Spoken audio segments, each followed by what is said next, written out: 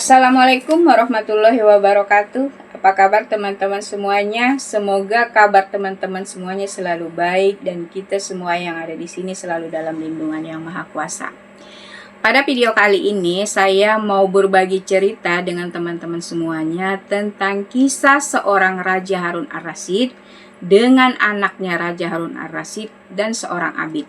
Abid ini kalau di kita itu tokoh agama seperti ustadz atau kiai. Cerita ini saya ambil dari buku Tanbihul Ghafilin yang ditulis oleh Imam Al-Faqih Abu Laith Samarkandi. Ceritanya dimulai dari si abid ini butuh seseorang untuk membetulkan rumahnya.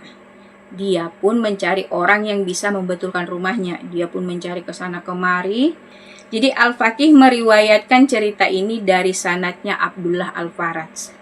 Ke si Abdullah Al-Faraj inilah si abid ini bercerita tentang dirinya sendiri, Raja Harun Ar-Rasyid dan anaknya Raja Harun Ar-Rasyid.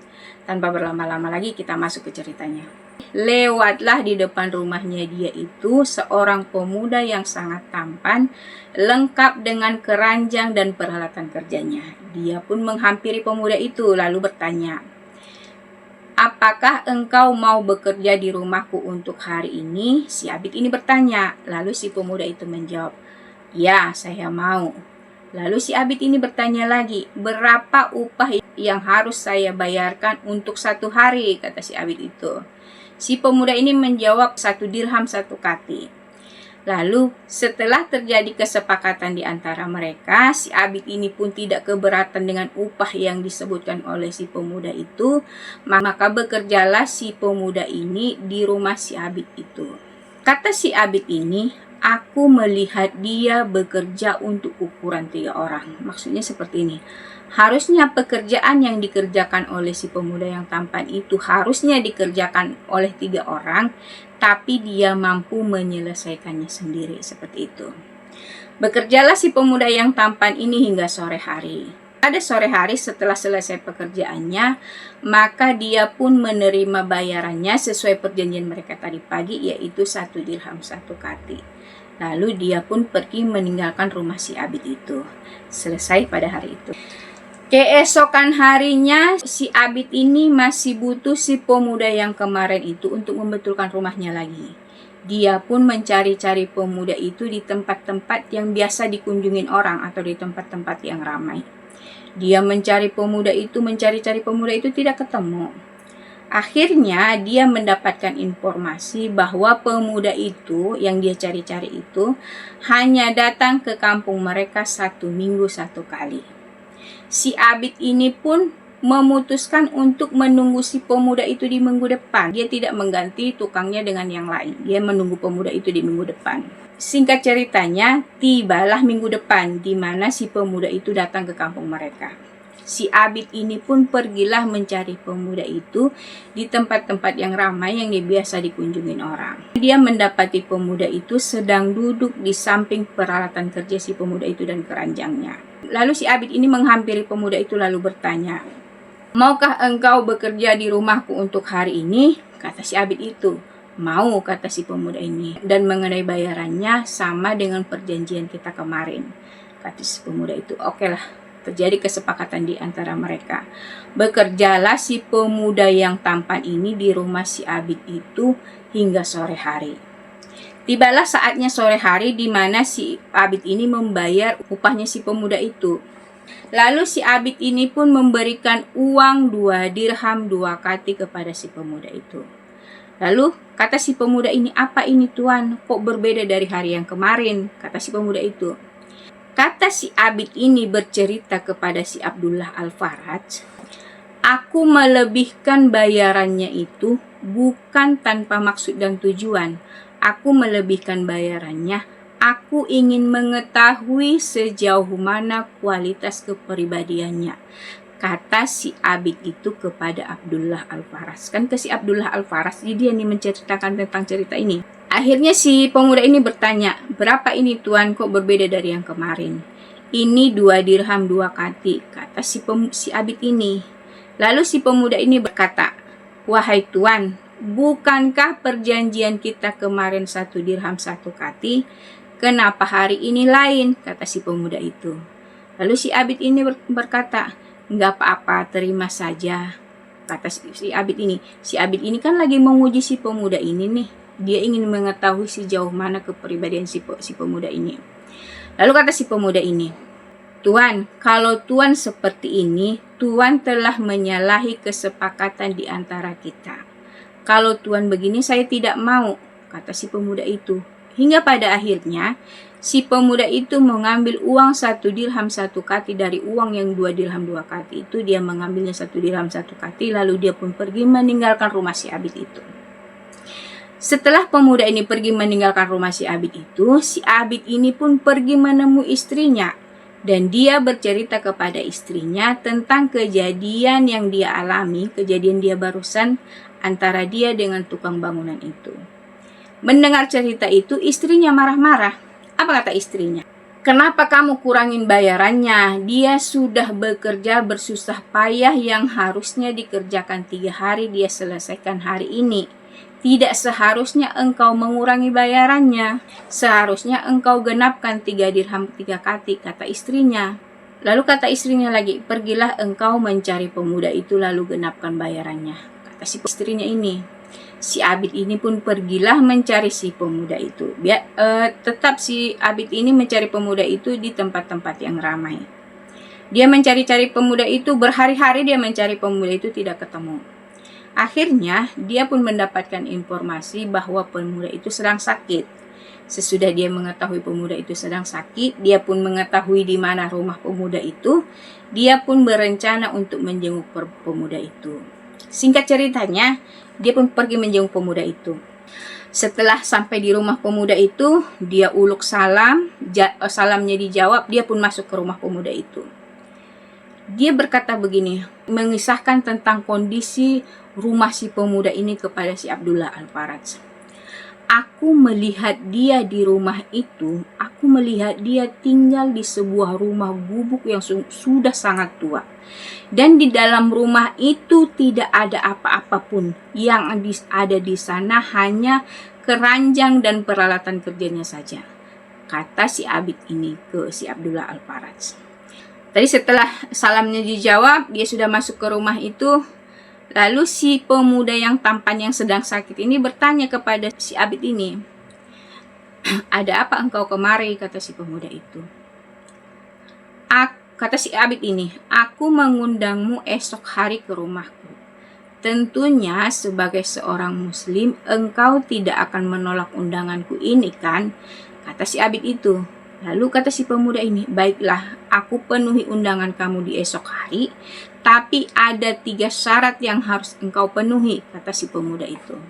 "Pertama, jangan engkau tawarkan aku makanan sebelum aku memintanya. Yang kedua, jika aku mati di esok hari, bungkuslah aku dengan kain ini, lalu jubahku ini sebagai kafannya. Yang ketiga, tepat waktu zuhur di esok hari, engkau harus mengembalikan aku ke rumahku," kata si pemuda itu.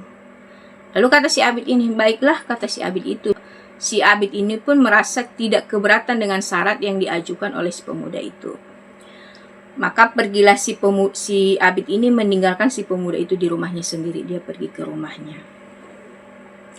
Keesokan harinya, si pemuda yang sedang sakit ini, tukang bangunan ini, mengutus seseorang pergi ke rumahnya si Abid itu untuk menyampaikan pesan agar si Abid itu segera datang ke rumahnya. Nah, singkat ceritanya, si Abid ini pun datanglah. Setelah uluk salam, salamnya dijawab, dia pun masuk. Lalu si Abid ini bertanya kepada si pemuda yang tampan ini yang sedang sakit ini, "Ada apa engkau memanggilku?" kata si Abid ini. Lalu kata si pemuda ini seperti ini, "Mendekatlah engkau kepadaku. Aku merasa ajalku sudah dekat. Aku ingin memberitahukanmu tentang sebuah rahasia," kata si pemuda itu. Mendekatlah si Abid ini. Sesudah dekat, lalu kata si pemuda ini seperti ini, "Di jubahku itu, di lengannya ada kantong. Ambillah sesuatu di kantongnya itu." Lalu si Abid ini mengambil jubahnya si laki-laki itu. Dia mengambil sesuatu Di kantong lengan bajunya itu, lengan jubahnya itu. Lalu dia mendapati bungkusan, lalu dibuka bungkusan itu, ternyata isinya itu cincin permata bermata hijau. Dia lihat-lihat cincin itu. Dia lihat-lihat cincin itu. Lalu kata si pemuda itu, si pemuda yang sedang sakit ini, nanti setelah aku mati, setelah engkau kuburkan aku, berikanlah cincin ini kepada Raja Harun ar-Rasyid. Kemudian sampaikan pesan wasiatku ini kepadanya. Kata pemuda itu, apa wasiatnya? Apa pesan wasiatnya itu? Celaka engkau, jangan kau teruskan mabuk dunia sampai mati. Nanti kau akan menyesal. Itulah isi pesan yang harus disampaikan oleh Abid ini kepada Raja Harun ar-Rasyid. Singkat ceritanya, meninggallah si pemuda yang tampan ini. Si Abid ini pun mengurus semua sampai ke pemakamannya si pemuda ini. Dia memandikannya, dia mengkafaninya, mensolatkannya, lalu menguburkannya. Setelah semua selesai, dia pun berangkat ke istananya Raja Harun ar-Rasyid untuk menyampaikan pesan si pemuda ini yang sudah meninggal ini. Setelah dia sampai di istananya Raja Harun ar-Rasyid, dia bertemu dengan Raja Harun ar-Rasyid. Dia langsung memberikan cincin permata hijau itu kepada Raja Harun ar-Rasyid. Setelah diterima Raja Harun ar-Rasyid, tengok-tengok itu cincinnya. Lama dia tengok-tengok itu cincin. Hingga kemudian dia berkata, "Dari mana engkau mendapatkan cincin ini?" Kata Raja Harun ar-Rasyid. Kata si Abid itu, "Dari seorang pemuda tukang batu," katanya. Mendengar jawabannya si Abid ini, Raja Harun ar-Rasyid langsung nangis. Nangis dia, deras air matanya sambil melihat cincin itu. Mendengar jawabannya si Abid itu sambil melihat cincin ini, nangis dia, deras air matanya. Masih nangis nih si Raja Harun ar-Rasyid, belum tenang dia mendengar dari mana pemuda ini mendapatkan cincin ini. Saat itu juga si Abid itu menyampaikan pesannya si pemuda tadi itu. Ya, yang pesan, celakalah engkau, jangan teruskan kau mabuk dunia sampai mati, pasti kau akan menyesal. Si Abid itu pun langsung menyampaikan pesan itu sesuai dengan amanah si pemuda itu. Mendengar pesan itu, si Raja Harun ar-Rasyid yang tadinya hanya menangis deras air matanya sambil melihat cincin itu, langsung jatuh Raja Harun ar-Rasyid ke lantai. Jatuh dia ke lantai, berguling-guling dia di lantai itu sambil menangis, sambil meratap. Apa ratapannya? "Anakku, kau telah mampu menyadarkan ayahmu hidup di dunia ini agar tidak sampai berkelanjutan mabuk dunia, yang akibatnya rugi sendiri." Maksudnya dia mengatakan itu sambil menangis ya. Sambil menangis, sambil berguling-guling di permadaninya. Si Abid ini diam saja. Dia lihatin itu Raja Harun ar-Rasyid sambil menangis, sambil meratap, sambil berguling-guling di permadi. Diam saja. Dia tengok itu Raja Harun ar-Rasyid. Tidak ada omongan apa-apa keluar dari mulutnya. Diam saja. Dia tunggu itu Raja Harun ar-Rasyid nangis. Setelah Raja Harun ar-Rasyid ini sudah reda, sudah agak sedikit tenang, dia pun bertanya lagi kepada si Abid ini, "Kenapa engkau bisa sampai mengenali pemuda itu?" Kata Raja Harun ar-Rasyid. Apa kata si Abid itu? Si Abid itu pun menjawabnya. Dia menceritakannya, mulai dia dari butuh seseorang untuk membetulkan bangunan, lalu lewatlah pemuda yang tampan itu. Kemudian dia juga bercerita dia melebihkan bayaran si pemuda itu untuk mengetahui kualitas kepribadian si pemuda itu. Lalu dia juga menceritakan tentang si pemuda itu sakit dan berwasiat. Diceritakannya semuanya dari awal sampai akhir. Setelah mendengar ceritanya si Abid ini, lalu si raja ini mengatakan seperti ini, "Itu adalah anakku yang pertama," kata si Raja Harun ar-Rasyid. Lalu si Raja Harun ar-Rasyid ini sudah mengatakan bahwa itu adalah anaknya yang pertama, maka dia mulai menceritakan bagaimana dia bisa memiliki anak itu atau mempunyai anak itu. Nah, kita masuk ke cerita di mana si Raja Harun ar-Rasyid bisa memiliki anak pemuda yang tampan itu. Awalnya, Raja Harun ar-Rasyid ini sudah ditetapkan pernikahannya oleh ayahnya dengan Zubaidah. Sesudah dia menikah dengan si Zubaidah ini, tidak lama berselang dari itu dia bertemulah dengan seorang perempuan yang sangat cantik. Dan perempuan ini bisa menaklukkan hatinya hingga membuat dia jatuh cinta kepada si perempuan ini. Maka dia nikahilah perempuan ini sembunyi-sembunyi tanpa sepengetahuan keluarganya atau tanpa sepengetahuan ayahnya. Dia nikahi perempuan ini secara sembunyi-sembunyi hingga dia memperoleh keturunan dari perempuan itu. Setelah dia memiliki keturunan dari perempuan itu, maka dia kirimlah anak dan istrinya ini ke Basrah. Pada saat dia melepaskan kepergian anak dan istrinya ini ke Basrah, disitulah dia berkata kepada istrinya, untuk saat ini kita seperti ini saja dulu. Maksudnya seperti ini, sembunyi-sembunyi, tidak perlu keluarga si Raja Harun ar-Rasyid ini tahu, atau ayahnya Al-Mahdi tidak perlu tahu tentang keadaan istrinya ini. Untuk saat ini kita seperti ini saja dulu. Nanti kalau sudah aku dinobatkan menjadi seorang raja, seorang khalifah, datanglah kalian ke istanaku, kata Raja Harun ar-Rasyid. Di saat itulah dia memberikan cincin permata hijau tadi. Di saat itulah dia memberikan cincin permata hijau tadi yang dibawa si Abid itu kepadanya. Saat itulah dia memberikan cincin permata hijau itu, dan masih banyak hadiah lainnya yang diberikan kepada anak dan istrinya itu. Anaknya ini masih kecil ini, dia kirim ke Basrah bersama istrinya. Singkat ceritanya, dinobatkanlah Raja Harun ar-Rasyid ini menjadi raja. Pada saat itu dinobatkanlah dia menjadi raja. Setelah dia dinobatkan menjadi raja, dia pun menunggu-nunggu kedatangan anak dan istrinya itu. Dia tunggu-tunggu, lama dia tunggu-tunggu anak dan istrinya itu, tidak datang-datang itu anak dan istrinya. Sudah ditunggu lama tidak datang. Akhirnya dia pun mencari anak dan istrinya ini. Dia cari-cari, lama dia mencari-cari anak dan istrinya itu. Kesana kemari dia mencari anak dan istrinya itu. Tidak ketemu, tidak ada yang tahu di mana anak dan istrinya itu. Ada juga yang mengatakan informasi kepadanya bahwa anak dan istrinya itu sudah meninggal. Tapi yang membawa informasi ini tidak menunjukkan di mana makamnya, di mana kuburannya. Akhirnya dia kurang percaya. Hingga pada akhirnya datanglah engkau kepadaku dengan membawa berita positif, dibuktikan dengan cincin permata hijau ini yang dulu aku berikan kepada mereka, kata Raja Harun ar-Rasyid. Sesudah Raja Harun ar-Rasyid bercerita, Ika sudah tahu nih anaknya sudah meninggal. Lalu kata Raja Harun ar-Rasyid, di manakah engkau menguburkannya? Kata Raja Harun ar-Rasyid. Lalu kata si Abid ini, di samping kuburan Abdullah Mubarak, katanya.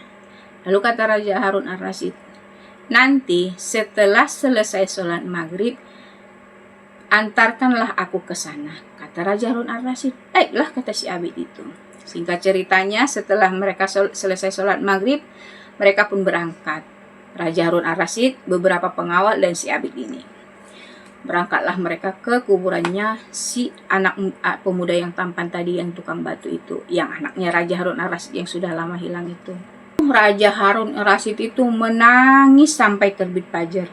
Mulai dari mereka sampai terbit fajar. Berarti semalaman dia itu menangis di situ sambil meratap, sambil berkata seperti ini. Hai anakku, kaulah yang mampu menyandarkan ayahmu hidup di dunia ini hingga mati. Itu aja yang disebut di situ di kuburan itu. Kata si Abid ini, pilu betul ku tengok tangisannya, katanya. Saking pilunya tangisan si Raja Harun ar-Rasyid ini, si Abid itu pun ikut menangis. Karena rasa belas kasihku kepadanya, ku temani dia menangis di situ sampai terbit fajar, kata si Abid ini. Setelah terbit fajar, si Abid ini si Raja Harun ar-Rasyid ini pun sudah lelah menangis mungkin, maka mereka pun pulanglah, berangkat dari situ. Di tengah-tengah perjalanan menuju ke istananya Raja Harun ar-Rasyid ini, kata Raja Harun ar-Rasyid kepada si Abid ini, aku telah menyuruh pembantuku untuk menyiapkan uang 1000 dirham yang akan diberikan kepadamu. Di samping itu juga belanja harianmu akan kupenuhi. Dan yang paling penting lagi, aku telah berwasiat kepada penerusku nanti agar belanja harianmu dipenuhi olehnya dan keturunanmu, kata Raja Harun ar-Rasyid. Si Abid ini diam saja, dia tidak bilang iya, dia tidak bilang tidak, diam saja dia dengarkan apa ngomong si raja itu. Aku melakukan demikian karena engkau telah berjasa mengurus anakku, engkau menemani dia di saat sakit, kemudian engkau juga mengurus pemakamannya, kata Raja Harun ar-Rasyid. Itu sebagai tanda terima kasihku kepadamu, kata Raja Harun ar-Rasyid. Sesudah berkata seperti itu, sampailah mereka di gerbang istananya Raja Harun ar-Rasyid. Di sana, Raja Harun ar-Rasyid mengingatkan kembali si Abid ini. Apa kata Raja Harun ar-Rasyid? Nanti setelah terbit fajar, perhatikanlah wasiat yang kuucapkan tadi, kata Raja Harun ar-Rasyid. Apa kata si Abid ini? Insya Allah katanya gitu. Insya Allah kata si Abid itu. Setelah berkata seperti itu, si Abid ini pun pulang ke rumahnya. Kata si Abid itu ke si Abdullah Al-Faraj, aku tidak pernah datang lagi ke istana itu sejak hari itu hingga sekarang. Nah, seperti itulah cerita atau kisah seorang Raja Harun ar-Rasyid dengan seorang Abid dengan anaknya Raja Harun ar-Rasyid yang sudah lama hilang. Dia menemui anaknya, dia bertemu dengan anaknya setelah anaknya itu meninggal. Sampai jumpa kembali di video-video berikutnya, tentunya dengan kisah-kisah berbeda pula. Wassalamualaikum warahmatullahi wabarakatuh.